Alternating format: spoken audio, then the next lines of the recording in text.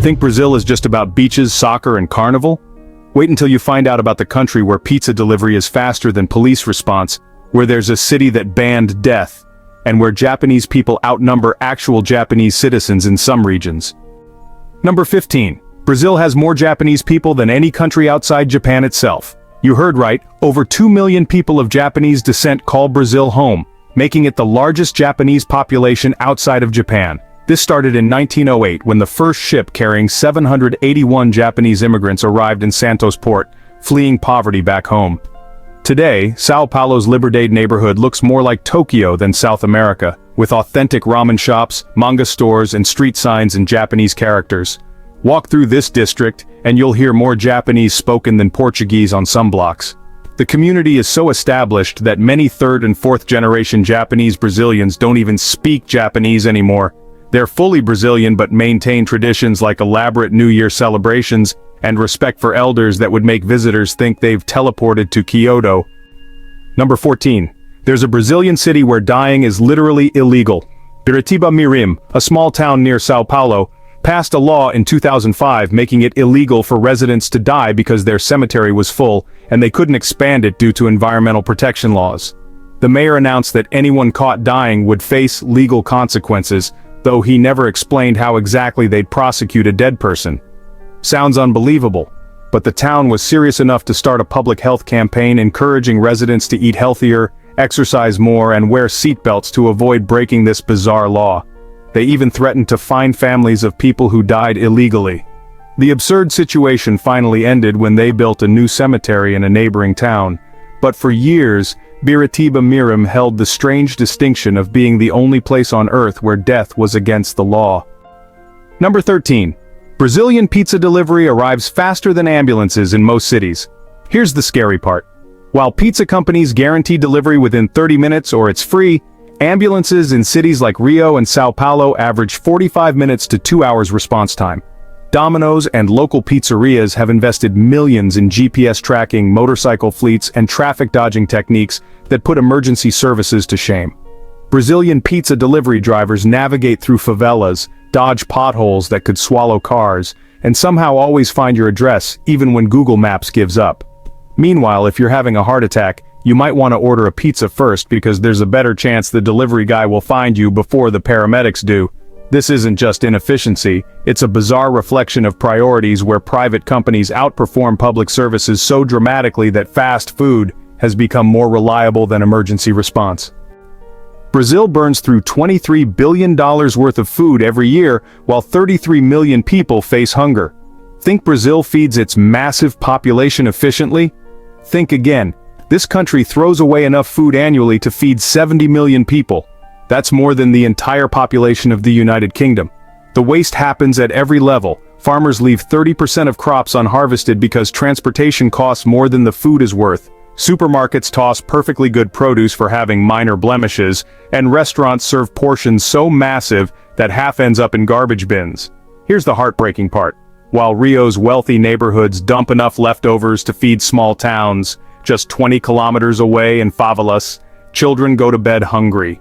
You can literally drive from a steakhouse throwing away 50 kilograms of meat per night to a community where families share a single meal. It's like living in two completely different countries within the same city borders.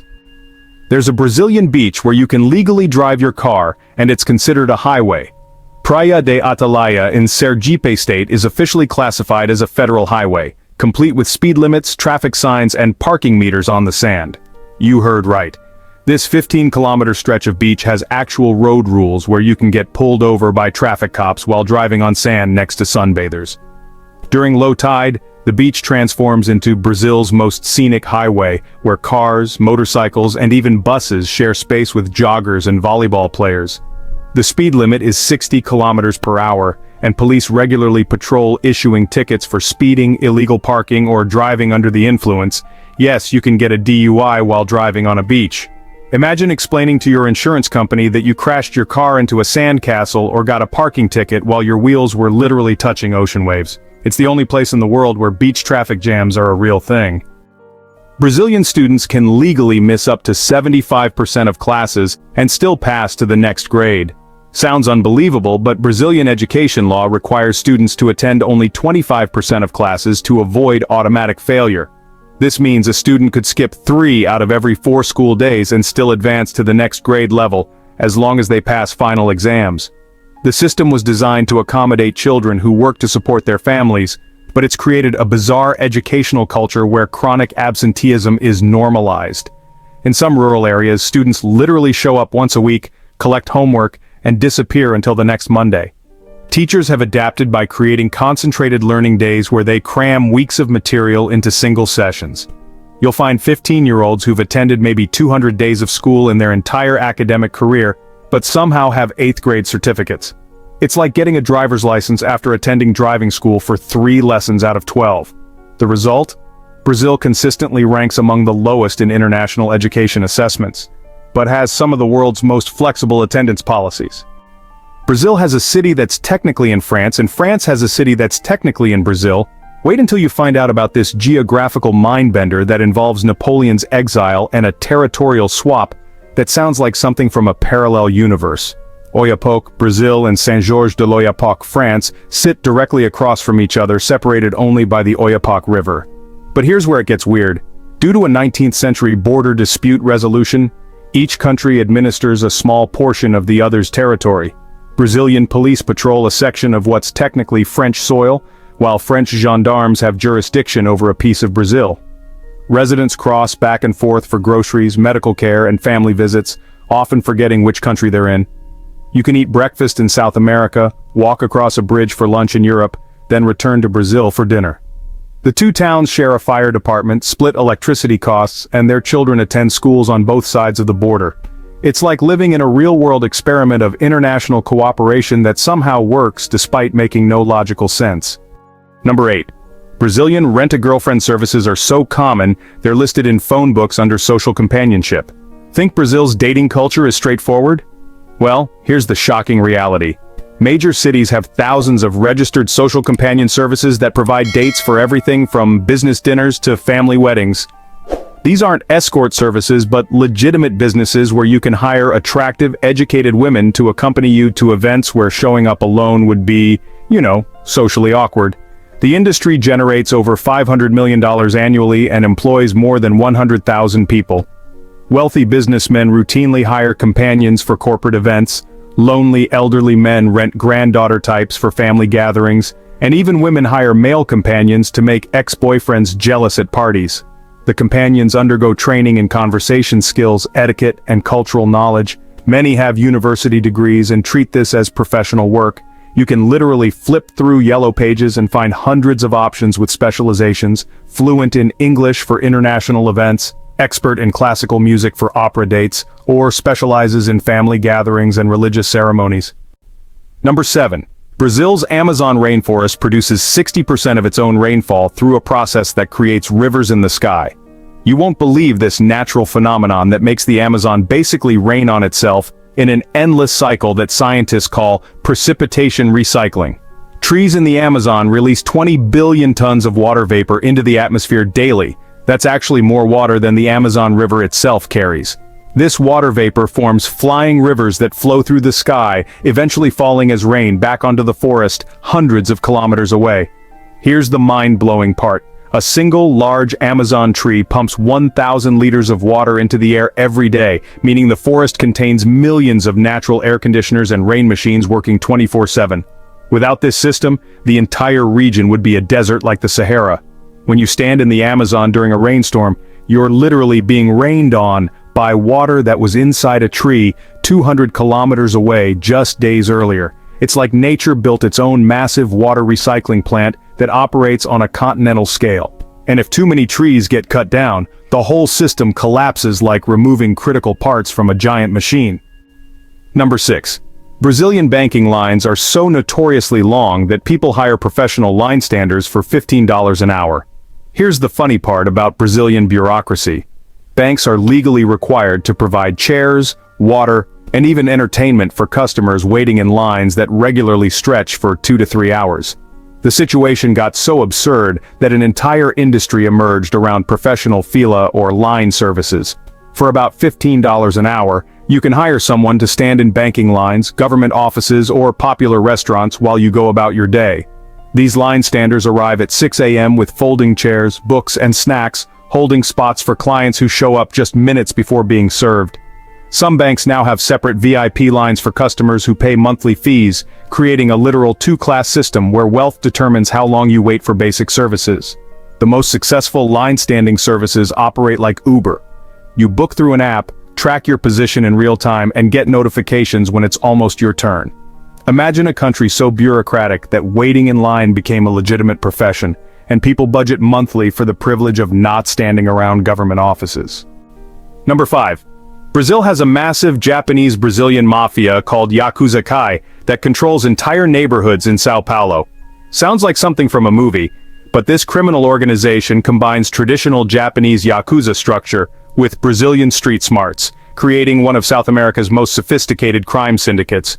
Unlike violent drug cartels, Yakuza Kai operates like a shadow government in São Paulo's Liberdade district, collecting protection fees from businesses, mediating disputes between families, and even providing social services the government ignores. Members follow strict codes of honor inherited from Japan. No harming civilians, no dealing drugs near schools, and absolute loyalty to the clan. The organization generates an estimated $200 million annually through gambling, loan sharking, and import-export businesses, but also funds community centers, helps elderly Japanese immigrants navigate bureaucracy, and maintains order in neighborhoods where police rarely patrol. Walk through certain streets in Liberdade and you'll see subtle signs of their presence.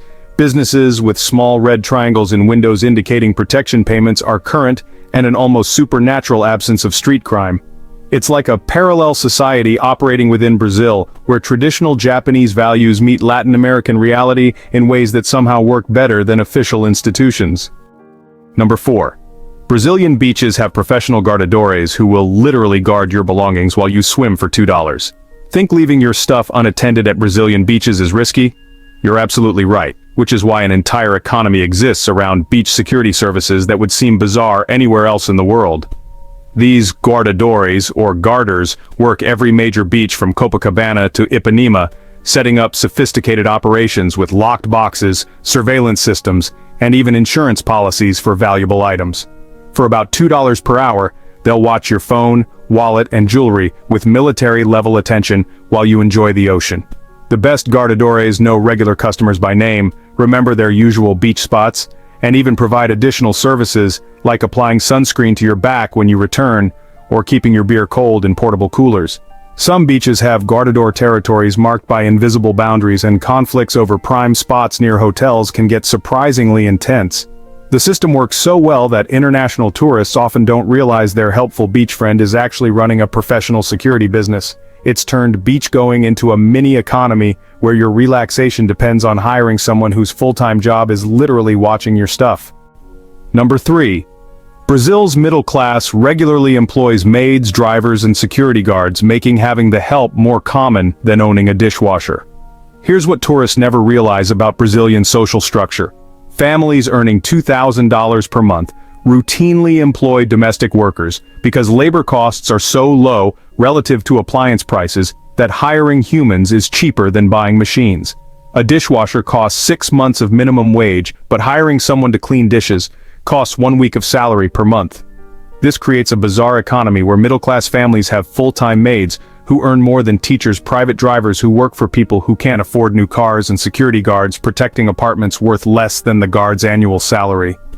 In São Paulo's middle-class neighborhoods, it's more common to see families with live-in domestic help than families with modern appliances.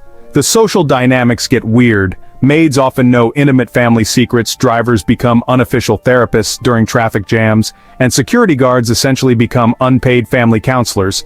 You'll find accountants who've never washed their own dishes, office managers who've never driven themselves to work, and engineers who discuss personal problems with their doorman more than their spouses.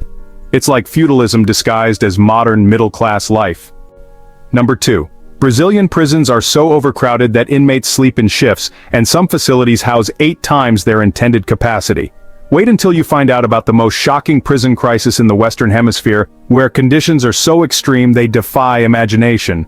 Brazil's prison system was designed for 370,000 inmates but currently holds over 750,000 people, creating hellscapes where humanity barely survives.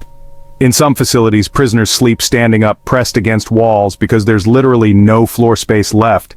Cells built for 4 people contain 35 inmates who take turns lying down in 3-hour shifts around the clock. The overcrowding is so severe that prisoners have developed their own internal governments, complete with elected leaders, court systems, and economic structures that operate independently of official authorities. Some prisons are essentially small cities with their own restaurants, shops, and even churches run entirely by inmates. Disease spreads so rapidly that tuberculosis rates are 40 times higher than in the general population. Guards often refuse to enter certain cell blocks, leaving prisoners to govern themselves for weeks at a time. It's like a dystopian social experiment where society's rejected members create their own civilization under conditions that would break most people within days. Number 1. Brazil has more uncontacted indigenous tribes than the rest of the world combined, including groups that have never seen modern technology. Here's the most mind-blowing fact that will change how you see Brazil forever. While you're reading this on your smartphone, there are an estimated 77 isolated tribes living in the Amazon who have never seen metal tools, have no concept of the internet, and believe they are the only humans on Earth. These groups, totaling around 100,000 people, live exactly as their ancestors did 10,000 years ago, with Stone Age technology, shamanic religions, and social structures unchanged by civilization. Brazil's National Indigenous Foundation, or FUNAI, actively protects these tribes from contact, using satellites and drones to monitor their territories while maintaining a strict no-contact policy. Some tribes have been observed shooting arrows at aircraft, indicating they view planes as giant birds or, even as supernatural beings.